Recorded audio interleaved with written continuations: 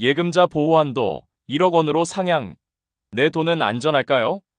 최근 금융권에서 중요한 변화가 있었습니다.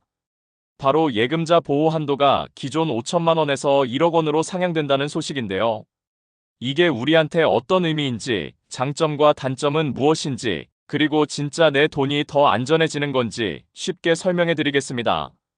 예금자 보호 왜 중요한가요? 먼저, 예금자 보호 제도란 금융회사가 파산해도 고객이 맡긴 돈을 일정 한도 내에서 보호해주는 제도입니다. 쉽게 말해, 은행이 망해도 내 돈을 일정 부분 돌려받을 수 있도록 국가가 보장하는 거죠. 지금까지는 이 한도가 5천만 원이었습니다. 예를 들어 A은행에 7천만 원을 예금해놨다면 A은행이 문을 닫을 경우 5천만 원까지만 보호받고 나머지 2천만 원은 돌려받지 못할 가능성이 컸습니다. 그런데 이제 이 한도가 1억 원으로 늘어나면서 더 많은 금액을 보호받을 수 있게 된 겁니다. 왜 한도를 올린 걸까요? 사실 예금자 보호 한도는 1997년 외환위기 이후 5천만 원으로 정해진 뒤 20년 넘게 변하지 않았습니다. 그런데 그동안 물가는 오르고 자산 가치도 크게 변했죠. 과거에는 5천만 원이면 꽤 큰 돈이었지만 지금은 상대적으로 그 가치가 낮아졌습니다. 또한 최근에는 금융시장의 불안정성이 커지면서 만약 은행이 어려워지면 예금자들이 불안해할 가능성이 커졌습니다. 예금자 보호 한도를 높이면 사람들이 은행을 더 신뢰할 수 있고 금융시장의 안정을 유지하는 데도 도움이 됩니다. 1억 원 보호 진짜 안전할까요? 그렇다면 한도가 높아진 게 무조건 좋은 걸까요? 장점과 단점을 함께 살펴보겠습니다. 장점. 더 많은 금액을 안전하게 보호. 기존 5천만 원에서 1억 원으로 보호 한도가 늘어나면서 이제 한 은행에 1억 원까지는 안심하고 예금할 수 있습니다. 예금이 많은 분들에게는 큰 변화입니다. 금융시장 안정 효과. 만약 금융위기가 와도 고객들이 공포에 빠져 예금을 급히 인출하는 사태, 뱅크런을 막을 수 있습니다. 은행을 믿고 돈을 맡길 수 있는 환경이 만들어지는 거죠. 단점. 소수 은행에만 예금이 몰릴 가능성. 한도가 높아지면 대형 은행 위주로 돈이 몰릴 수 있습니다. 그러면 규모가 작은 지방은행이나 저축은행들은 고객 유치가 어려워질 수도 있습니다. 예금 금리 하락 가능성. 사람들이 예금에 더 안심하게 되면 은행들은 고객을 잡기 위해 높은 금리를 제공할 필요가 없어집니다. 그 결과 예금 금리가 전반적으로 낮아질 가능성이 있습니다. 그럼 어떻게 해야 할까요?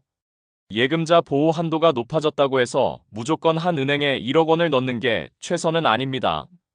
금융 전문가들은 여러 은행에 분산 예금하는 것이 가장 안전한 방법이라고 조언합니다. 예를 들어 한 은행에 2억 원을 넣었다면 보호받는 금액은 1억 원까지만 해당되고 나머지 1억 원은 위험할 수 있습니다. 하지만 1억 원씩 두 개의 은행에 나누어 맡기면 전액 보호받을 수 있습니다. 예금자 보호 한도 상향은 우리에게 긍정적인 변화입니다. 더 많은 금액을 안전하게 보호받을 수 있고 금융시장 안정에도 도움이 됩니다.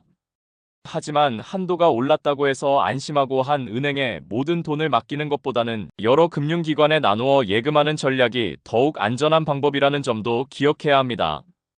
은행 점포가 사라진다? 우리는 어떻게 대비해야 할까요? 얼마 전 부모님께서 오랜만에 은행을 가셨다가 깜짝 놀라셨습니다. 몇 년 전까지만 해도 있던 지점이 사라지고 대신 무인 점포라는 곳이 생겼더라고요. 창구 직원은 없고 기계만 덩그러니 놓여 있어서 어떻게 해야 할지 몰라 당황하셨다고 합니다. 이처럼 은행 점포가 빠르게 줄어들고 있는데요. 그렇다면 우리는 앞으로 어떻게 금융 서비스를 이용해야 할까요? 은행 점포 축소의 이유와 영향, 그리고 대처 방법까지 쉽게 알려드리겠습니다. 은행 점포가 줄어드는 이유. 은행들이 점포를 없애는 가장 큰 이유는 디지털 금융의 확산입니다. 이제 스마트폰만 있으면 계좌 개설, 대출, 송금, 카드 발급까지 모두 해결할 수 있습니다. 사람들은 더 이상 은행을 방문할 필요를 느끼지 않죠. 또한 운영 비용 절감도 중요한 이유입니다. 은행 입장에서는 직원 급여, 임대료, 유지비 등 지점을 운영하는 데 많은 비용이 들어갑니다. 하지만 모바일 뱅킹이 활성화되면서 굳이 오프라인 지점을 유지할 필요가 없어졌습니다. 마지막으로 핀테크 기업과 인터넷 은행의 성장도 영향을 미쳤습니다. 카카오뱅크, 토스뱅크 같은 인터넷 은행들은 지점 없이도 모든 금융 서비스를 제공하고 있고 사람들은 이런 편리함에 익숙해지고 있습니다. 은행 점포 축소가 미치는 영향. 모든 사람들이 디지털 금융을 편하게 이용할 수 있는 것은 아닙니다. 어르신들은 모바일 앱 사용이 익숙하지 않아 단순한 업무도 해결하기 어려워집니다. 대면 상담이 필요한 고객들에게도 불편이 생깁니다. 복잡한 대출 상담이나 금융상품 가입은 직접 전문가와 이야기하는 것이 중요한데 점포가 사라지면 이런 서비스가 제한될 수 있습니다. ATM이나 무인 점포도 한계가 있습니다. 지점이 없어지면서 현금 입출금이 불편해지고 무인 점포의 기계 조작이 어렵다고 느끼는 분들도 많습니다. 그렇다면 우리는 어떻게 대비해야 할까요? 은행 점포가 줄어들수록 우리도 변화에 적응할 필요가 있습니다. 몇 가지 실용적인 대응책을 알려드리겠습니다. 1. 모바일 뱅킹에 익숙해지기. 지금은 스마트폰 하나로 거의 모든 금융 업무를 처리할 수 있습니다. 평소에 모바일 앱을 활용하는 습관을 들이면 은행에 갈 일이 크게 줄어듭니다.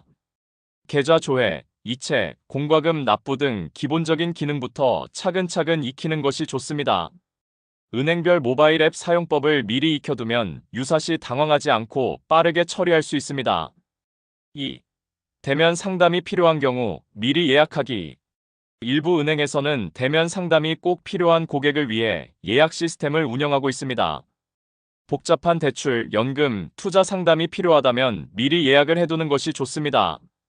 은행 방문이 어려운 경우 화상 상담 서비스를 이용할 수도 있습니다. 3. 가까운 무인 점포 위치 파악하기. 일부 은행은 점포를 없애는 대신 무인 점포를 운영하고 있습니다. 자주 이용하는 은행의 무인 점포가 어디에 있는지 미리 확인해 두는 것이 좋습니다. 무인 점포에서 어떤 업무까지 가능한지도 알아두면 유용합니다. 4. 인터넷 은행과 핀테크 서비스 활용하기. 카카오뱅크, 토스뱅크 같은 인터넷 은행들은 지점이 없지만 다양한 금융 서비스를 제공합니다. 간단한 금융 업무는 인터넷 은행을 이용하면 더 편리할 수도 있습니다. 기존 은행들과 비교하면서 본인에게 맞는 서비스를 선택하는 것이 중요합니다. 5. 현금 사용 줄이기, 카드, 간편 결제 익히기. 은행 점포 축소의 또 다른 이유는 현금 사용 감소입니다. 앞으로 현금이 필요할 일이 더 줄어들 가능성이 큽니다. 카드 결제, 간편 결제 삼성페이, 카카오페이 등을 익히면 더 편리합니다. 그래도 현금이 필요할 경우 가까운 ATM 위치를 미리 파악해 두는 것이 좋습니다. 은행 점포가 줄어드는 변화는 피할 수 없습니다.